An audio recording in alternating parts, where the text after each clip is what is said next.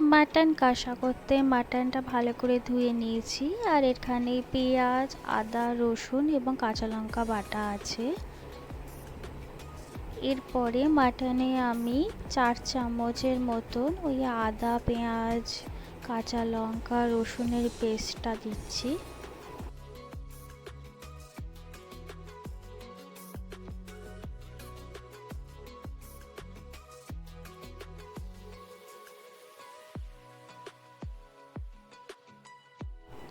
স্বাদ মতন লবণ দিলাম, যতটা মাটন রয়েছে সেই পরিমাণ মতন লবণ দিতে হবে।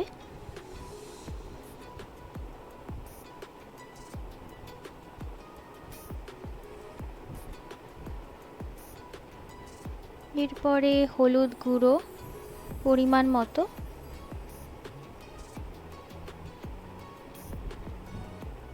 জিরের গুঁড়ো,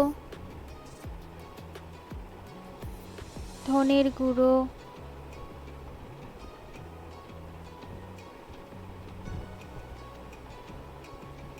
কাশ্মীরি লঙ্কার গুঁড়ো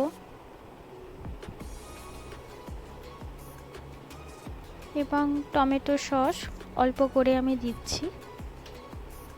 এটা যার ইচ্ছা হবে দেবে, যার মনে হবে না সে দেবে না। আমার ভালো লাগে, আমি তাই একটু টমেটো সস দিয়েছি। এবং সাদা তেল, আমি গোটাটাই সাদা তেলে করেছি। ভালো করে মাখিয়ে নিতে হবে, মাটনটা খুব সুন্দর করে মাখিয়ে নিতে হবে এবং ঢাকা দিয়ে দিলাম 15 মিনিটের মতন।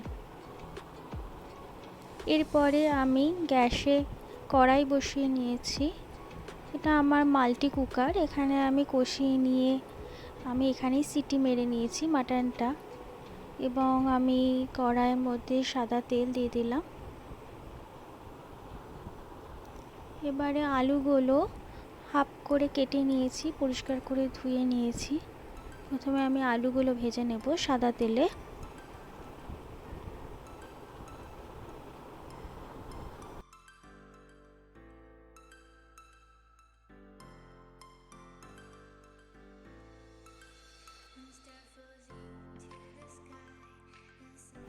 এবং আলুগুলো আমি দিয়ে দিচ্ছি সাদা তেলের মধ্যে, একে একে সব আলুগুলো দেওয়া হয়ে গেছে আমার।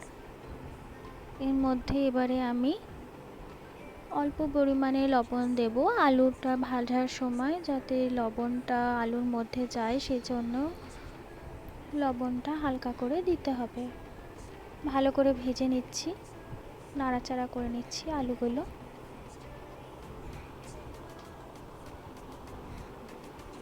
এবারে আমি অল্প সামান্য পরিমাণে হলুদ দেব ভাজার জন্য আলুটা।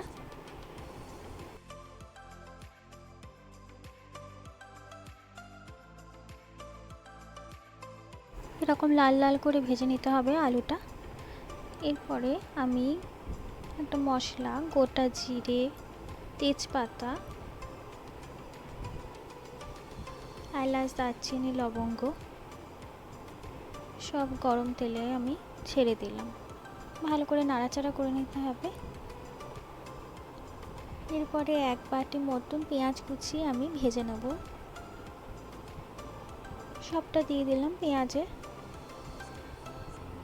এরকম লাল লাল করে ভেজে নিতে হবে।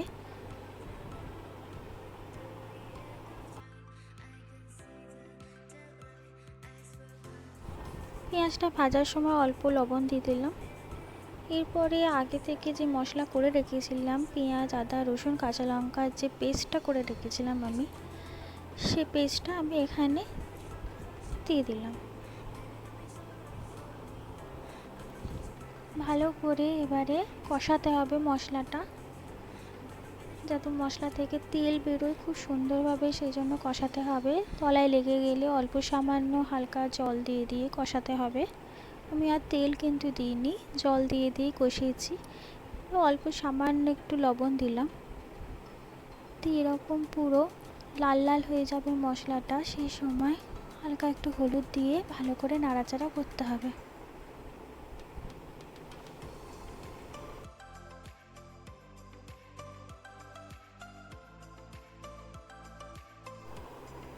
এরপরে আগে থেকে ভেজে রাখা যে আলুটা, সেই আলুটা আমি এই মশলার মধ্যে দিয়ে দিচ্ছি এবং আলুটার সাথে মশলাটা খুব ভালোভাবে কষাচ্ছি।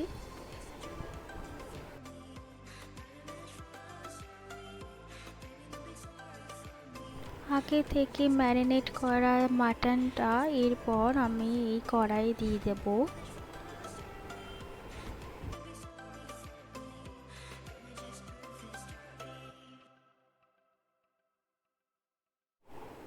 মাটনটা এরপর খুব ভালোভাবে আমি কষাচ্ছি মশলার সাথে। মাটনটা খুব ভালোভাবে কষিয়ে নিতে হবে।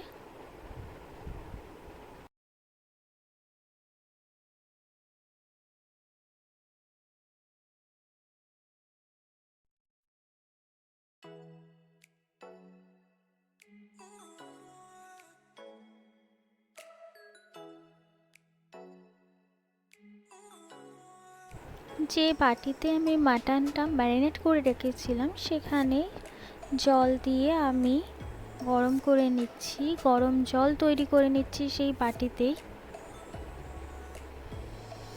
মাটনটা আমার খুব ভালোভাবে কষানো হয়ে গেছে, এরপরে সেই গরম জলটা আমি দিয়ে দিচ্ছি।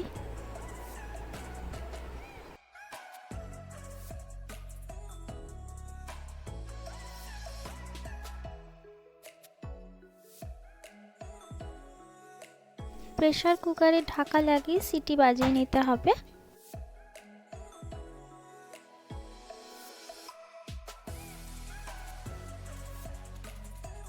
প্রেসার কুকার ঠান্ডা হলে সিটি খুলে তার মধ্যে আমি সানরাইসের এই গরম মশলা গুঁড়োটা দিয়ে নিলাম এবং গোটা কাঁচা লঙ্কা 3টে মতন আমি দিয়ে দিলাম।